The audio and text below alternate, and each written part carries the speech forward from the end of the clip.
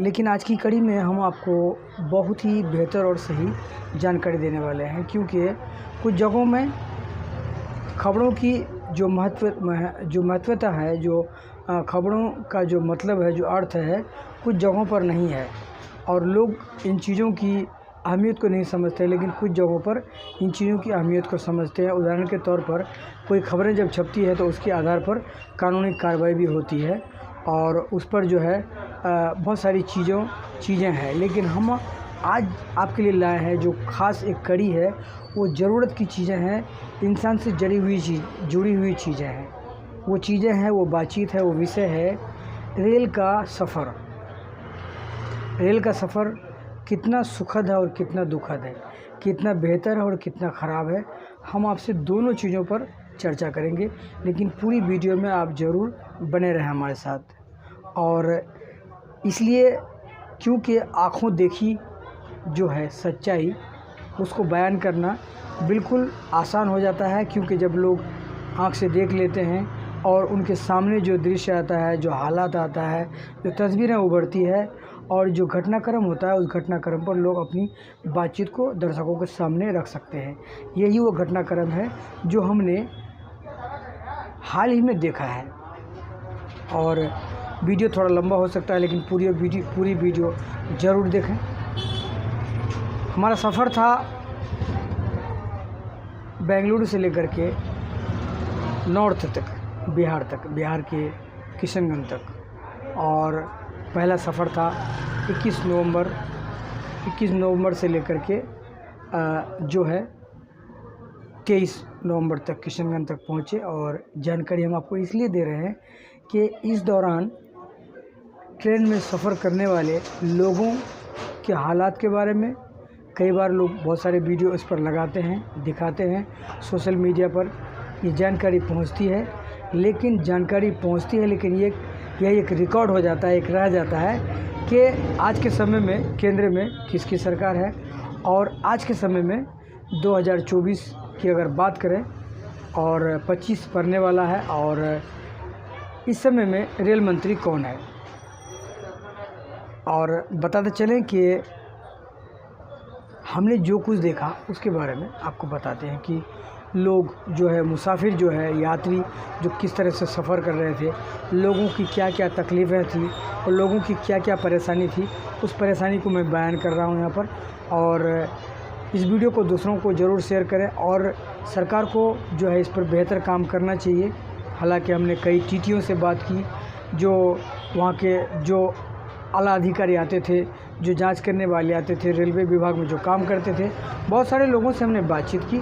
लेकिन मैं उन बातचीत की वीडियो या कोई तस्वीर हम आपको दिखाना नहीं चाहते हैं, क्योंकि हर इंसान अपनी अपनी ज़िंदगी में कहाँ किसकी क्या परेशानी है, क्या तकलीफ़ है, ये बड़ा मुश्किल बड़ा काम हो जाता है। लेकिन जो ज़मीनी ग्राउंड पर यात्रा करने के दौरान जो तस्वीरें हमने देखा है, उन तस्वीरों पर हम आपसे चर्चा करते हैं। तो सबसे पहले हम आपको ये बता देते हैं कि ट्रेन का सफ़र एक ऐसा सफ़र, बहुत ही सुखद सफ़र अगर कहा जाए या बताया जाए, आज के दौर में या कभी भी रेलगाड़ी, भारतीय रेल एक ज़माने से है। लेकिन रेल में अगर आप सफ़र करते हैं तो सफ़र करने के दौरान आपको बहुत सारी सुविधाएं मिलती है। एसी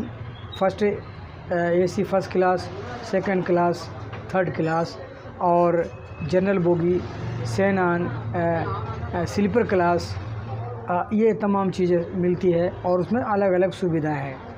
और रेल का सफ़र में आपको एक फ़ायदे की बात बताते हैं कि रेल में जब आप सफ़र करते हैं तो रेल में आप सोकर, बैठकर लंबी दूरी की यात्रा कर सकते हैं, और आपको किसी चीज़ को पकड़ कर या कोई डंडा या कोई पाइप पकड़कर खड़े होकर सहारा लेकर सफ़र करने की ज़रूरत नहीं है। आप बिंदास बेफिक्र सो के जा सकते हैं, सीट पर बैठ के जा सकते हैं। लेकिन अगर दूसरी चीज़ों पर अगर आप सफ़र करते हैं या अगर एरोप्लेन में जाते हैं, हवाई जहाज़ में जाते हैं, तो आपको बेल्ट लगाना पड़ता है, सीट बेल्ट लगाना पड़ता है। कार में सफ़र करते हैं तो कार में आपको सीट बेल्ट लगाना पड़ता है, या किसी बाइक में आपको पकड़ रखना पड़ता है। और किसी ऑटो में, बस में, कहीं भी आपको किसी चीज़ का सहारा लेना पड़ता है अगर मोटे तौर पर कहा जाए। लेकिन रेल का सफ़र एक ऐसा सुखद सफ़र है कि इसकी खूबसूरती ही अलग है। लेकिन खूबसूरती के साथ साथ मैं उन तमाम चीज़ों को आपको बताना चाहता हूँ जो कुछ हमने अपने आँखों से घटनाक्रम को देखा। और रेलवे सरकार अगर इस पर ध्यान दे और सरकार अगर करना चाहे, क्योंकि सरकार ही के पास ही ये तमाम चीज़ें हैं, सुविधाएं हैं, और तमाम मंत्रिमंडल के लोग अगर मिलकर करें तो इन चीज़ों को सुविधाजनक बेहतर तरीके से सरकार कर सकती है। लेकिन इसी पर चर्चा है और इसी पर बातचीत है, इसी को लेकर हम आपके सामने आए हैं। हो सकता है वीडियो आपको मज़ेदार ना लगे, लेकिन जो तथ्य और सही जानकारी है वो हम आपको बता देते हैं। रेल का सफ़र कितना सुखद और कितना दुखद, तो आज के समय में कोई आपको ये नहीं कहेगा कि रेल का सफ़र सुखद है। सुखद उन लोगों के लिए है जो बहुत मोटी रकम देकर और बहुत ज़्यादा पैसे देकर जो लोग फर्स्ट एसी में सफ़र करते हैं और सेकंड एसी में सफ़र करते हैं। लेकिन शिकायतें बहुत है रेलवे की। अगर बात करें तो एक नहीं कई ऐसी शिकायतें हैं। उन शिकायतों में उन परेशानियों में आपको बता दूं मैं कि सबसे पहले जब आप रेल में सफ़र करना चाहते हैं, टिकट लेना चाहेंगे तो आपको टिकट काउंटर पर नहीं मिलेगा, ये सबको पता है। लेकिन आपको बाहर से टिकट मिल जाएगा। ये अक्सर यही हालात है आज के समय में। दूसरी बात, अगर आप प्लेन से जाना चाहते हैं तो बहुत मोटा रकम देकर जाना पड़ता है, आपको बहुत महंगा जाना पड़ता है।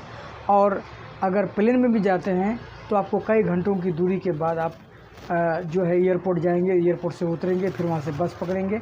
यानी कि इस तरह के जो लंबे तामझाम है, ये तमाम चीज़ें हैं।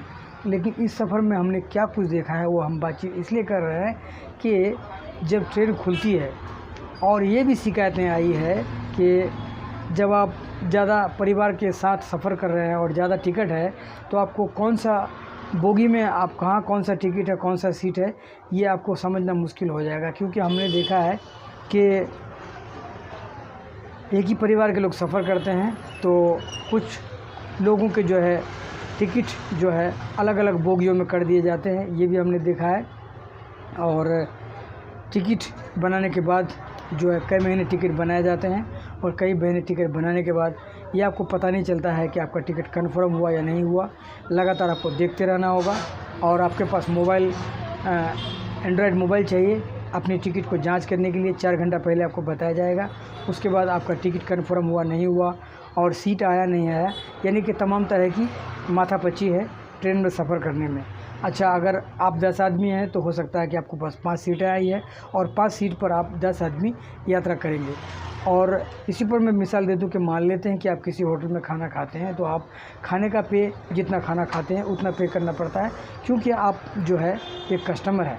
तो उसी तरह से एक यात्री को इन तमाम चीज़ों की सुविधा मिलनी चाहिए, लेकिन लोगों को सुविधा इस तरह की नहीं मिलती है। और लोग जो है एक सीट जब खरीदते हैं और एक सीट के पैसे देते हैं लेकिन लोगों को आधे सीट पर सफ़र करना पड़ता है।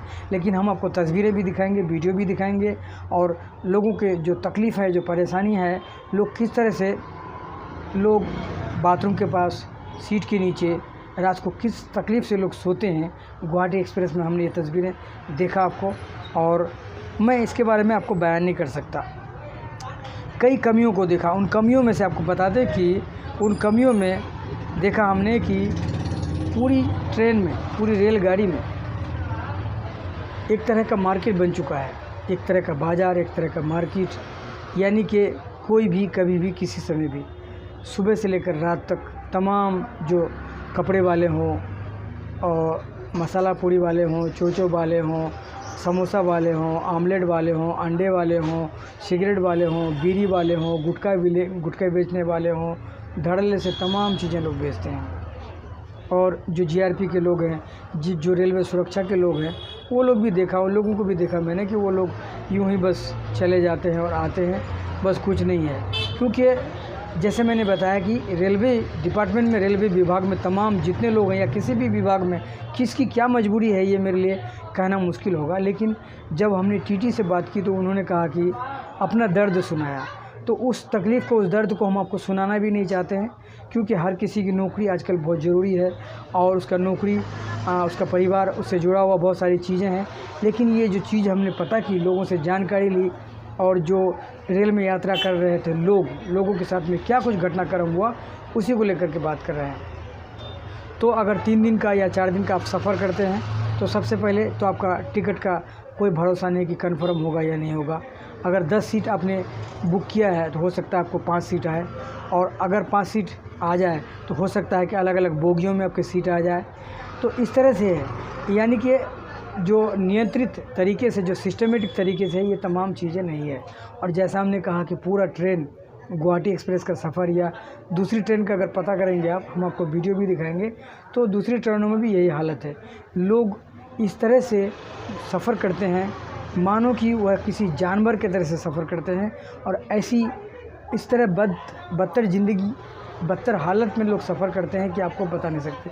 लेकिन लोग बोल नहीं पाते हैं, क्योंकि अक्सर लोग सफ़र करते हैं और ट्रेन से उतरते हैं और भूल जाते हैं। ट्रेन में बदइंतज़ामी, गंदगी भरा हुआ, बाथरूम में गंदगी फैला हुआ, कचरा फैला हुआ, और पूरे ट्रेन में कचरा, और जगह जगह लोग यहाँ वहाँ पैरों के पास, ये तमाम चीज़ें हैं। इसलिए रेलवे सरकार को जो है, भारत सरकार को चाहिए कि ज़्यादा से ज़्यादा, जब से हमने टीटी से बात की तो उन्होंने कहा कि ट्रेनों की कमी है, रेल की कमी है, और सफ़र करने वाले यात्री ज़्यादा हैं, इसलिए तमाम समस्याएं आती है। मैं नाम नहीं बताऊंगा आपको, और कैसे ऐसे टीटियों से हमने मिला। लेकिन वापसी का सफ़र में हमने ये चीज़ देखा कि ट्रेन में सफ़र करते हुए ये देखा कि आसाम से आने वाले लोग जब बेंगलुरु शहर के करीब पहुंच जाते हैं तो वहाँ पर जो है टीटी आते हैं, और वो कौन टीटी है पता नहीं है, वो आते हैं और लोगों के टिकट चेक करते हैं, लोगों को पूछते हैं, लोगों के मोबाइल ले लेते हैं और लोगों से मोबाइल छीन लेते हैं, आधार कार्ड डुप्लीकेट बताते हैं। तो हमने इस पर डिस्कस की और हमने कैमरा तक ऑन किया, उससे समझने बात करने की कोशिश की। हमने, कई लड़के थे सफ़र कर रहे थे, कई लोग थे, उम्र वाले थे, महिलाएं थी, बच्चे थे, लोगों के मोबाइल ले रहे थे। हो सकता है कि आप ये वीडियो आपको लगे कि फ़ेक है, लेकिन इस पर आप छानबीन कर सकते हैं। जो लोग सफ़र करते हैं उनको पूछ सकते हैं कि ट्रेन में क्या कुछ होता है। तो ये ट्रेन के बारे में, इस ट्रेन के मैं इनके हालात बता रहा हूँ कि ट्रेन के अंदर में क्या कुछ घटनाक्रम होता है, इसी पर हम आपसे बात कर रहे हैं। फिर जब मुझे लगा कि नहीं, हमको समझना चाहिए, तो हमने टीटी से बात की कि जब कोई भी यात्री सफ़र करता है तो वो टिकट लेता है, और टिकट लेने के दौरान जो है, अगर टिकट लेने के दौरान आधार कार्ड जमा करना पड़ता है। आधार कार्ड जमा करते समय गवर्नमेंट को चाहिए या रेलवे विभाग को चाहिए या टिकट काउंटर में चाहिए कि वो जांच कर ले कि आधार कार्ड सही है या गलत है, असली है या डुप्लीकेट है, पहली बात। दूसरी बात, 4,000-5,000 किलोमीटर सफ़र करने के बाद जब लोग बेंगलुरु पहुंच जाते हैं, जब लोग यशवंतपुर पहुंच जाते हैं, और जब लोग मैजेस्टिक पहुंच जाते हैं, जब लोग SMBT पहुंच जाते हैं, अपने गंतव्य पर पहुंचने के बाद लोगों के पास जो है आधार कार्ड, मोबाइल छीन लिया जाता है। हमने यहाँ भी सवाल उठाया, हमने अपना ID दिखाया, हमने बताया पत्रकार है। उसके बाद बहुत सारे लोगों के हमने पैसे वापस कराए, बहुत सारे लोगों के हमने जो है आधार कार्ड वापस कराए, और बहुत सारे लोगों के हमने मोबाइल वापस कराए। ये हालात है ट्रेन में सफ़र करने वाले लोगों के साथ में, जो इनोसेंट लोग हैं। हमने सवाल पूछा कि सर 5,000 किलोमीटर, 4,000 किलोमीटर सफ़र करने वाले लोग रास्ते में जगह जगह टीटी उसको चेक करते हैं, जांच करते हैं, और टिकट जांच करने के बाद उसकी टिकट में वो सिग्नेचर कुछ लिखते भी हैं। इतना होने के बावजूद भी जब वो बेंगलुरु पहुंच जाते हैं तो आप उनके आधार कार्ड को लेकर क्या बता सकते हैं, क्या बताते हैं, या फिर उससे मोबाइल क्यों लेते हैं आप? तो जब हमने ये सवाल किया तो कई लोगों के मोबाइल वापस लौटा दिए, कई लोगों के पैसे वापस लौटा दिए, और कई लोगों के साथ में जो है क्या कुछ होता होगा ये तो मुझे मालूम नहीं। लेकिन मैंने अपने आँखों से ये तमाम चीज़ों को देखा, और मैंने कहा कि रेलगाड़ी अब एक पूरी तरह से मार्केट बन चुका है। किसी भी ट्रेन में सफ़र करेंगे आप, नॉर्थ ईस्ट वाले में या किसी भी ट्रेन में, सबसे ज़्यादा नॉर्थ ईस्ट की अगर बात करें, यहाँ से आसाम जाने वाली ट्रेनों में, या दिल्ली, यूपी, आगरा, मुंबई, गुजरात, महाराष्ट्र, आप कई ट्रेन में सफ़र करते हैं, ये हालात बद से बदतर है। तो इसी हालात को देखा हमने कि लोग किस तरह से सो रहे थे, किस तरह से। और सबसे ज़्यादा तकलीफ़ होती थी महिलाओं को। महिलाएं जो बीमार लोग हैं, अक्सर ज़्यादातर लोग इलाज के लिए, लोगों के पास पैसे के कारण लोग बेंगलुरु आते हैं अपने इलाज के लिए, ख़ास करके आसाम से, बंगाल से, त्रिपुरा से और सिलीगुड़ी से, बागडोगरा से, किशनगंज से, बिहार से, तमाम जगहों से लोग बेंगलुरु आते हैं इलाज के लिए। ख़ास करके महिलाओं के साथ में भी हमने देखा कि बहुत गलत होते हुए देखा कि मोबाइल छीन लिया जाता है, पैसे मांगे जाते हैं, ये तमाम चीज़ें हैं।